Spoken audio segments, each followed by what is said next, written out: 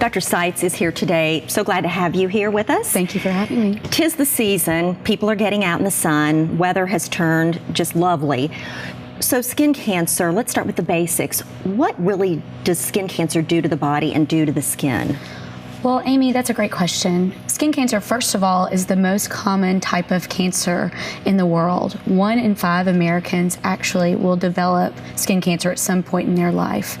There are 3 very common types of skin cancer. The most common are basal cell carcinoma and squamous cell carcinoma. Those make up about 80% of the types of skin cancers that we see.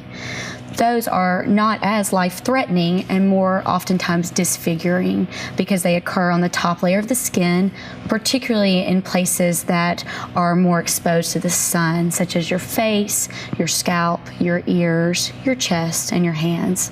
Melanoma, which is what we oftentimes think of when we talk about skin cancer, makes up more about 20% of skin cancer. Now, it is the deadly form of skin cancer, and so that's what we are typically most concerned about when it comes to skin cancer. You know, I think that's the misconception. A lot of people think, oh, skin cancer, I'll go to my dermatologist or go to a plastic surgeon. If I've got something, they'll scrape it off, they'll cut it out. Right. And that is really a misnomer. What can actually happen? Not to scare people, but to let people know what can happen. Right. Well, once again, so with our more common types of skin cancers, the basal cells and the squamous cells, those do not typically spread to lymph nodes or to organs, and that's what can be life-threatening. But what they can do is that they can grow very large on very cosmetically sensitive areas of our body, and those can invade nerves, they can form sores that don't heal, they can be quite problematic if not treated. Melanoma, on the other hand, is much more likely to spread locally to lymph nodes, and then that can lead to it spreading to other areas of the body and other organs, which can certainly be fatal. So early detection is key with skin cancer, as in other cancers, but this is one of the most curable cancers I've read as well. So all the more incentive to check yourself or to see a dermatologist. So what are some of the early warning signs? What are we supposed to look for on our bodies? Certainly. I think a good rule of thumb is anything that is new or changing, anything that is symptomatic, that bleeds and does not heal within about a 3 to 4 week time period. You know, the first skin cancers that I mentioned, the basal cell carcinoma, can oftentimes present as, or look almost like a pimple or kind of a pearly, shiny bump. But once again, if it doesn't resolve in 3 to 4 weeks, that's something to get investigated. A squamous cell carcinoma can oftentimes look like a dry, scaly patch of skin, maybe even a little bit of a rash. But if that doesn't respond to normal treatments, moisturizing creams, cortisone creams, and it's on a sun-exposed area, that would be something to be investigated.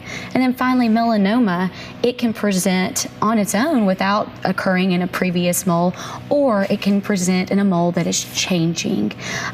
We oftentimes talk to patients with melanoma about the A, B, C, D, E's, and I think a lot of people are becoming more familiar with that. A stands for asymmetry. So if you see a mole that the sides don't line up, one side is different from the other, that would be something to be concerned about. B is border, meaning an irregular, jagged border on a mole. C is color. So colors, you have some color variation within that mole.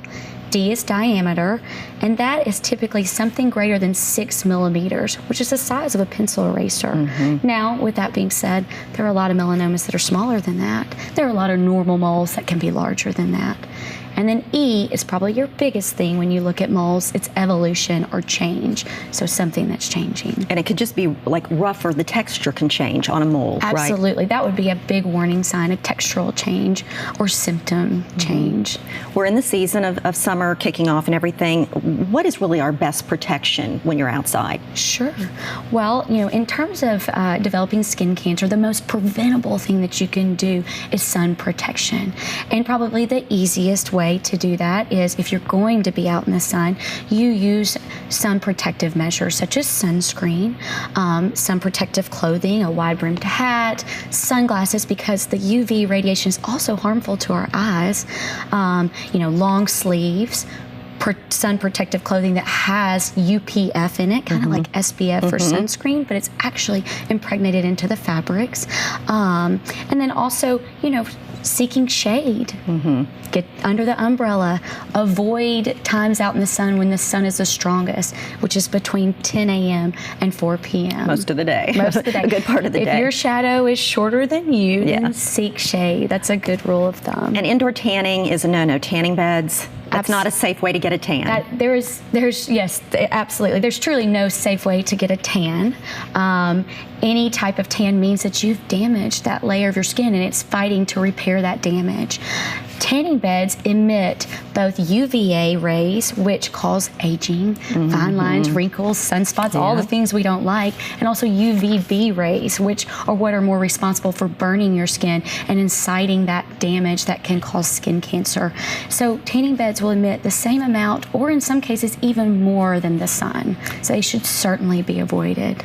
And last but certainly not least, if you see something you're worried about, what do you do? Right. So if you see some of the things like we mentioned, the first thing to do would be either to contact your primary care physician if you need a referral to see a dermatologist, or contact your dermatologist directly to be seen. All right. So don't leave the house without a hat, SPF of 15 or greater. Right, and actually the American Academy of Dermatology recommends an SPF of 30 or greater. 30 or greater, okay. That's something new I've learned today among several other things you've said. All right, Dr. Sites, thank you so much for taking the time to do this. A great educational segment here. Great, well thank you, Amy, for having me. Thank It's my you. pleasure. And have a great summer. Thank you. Safe summer, all right.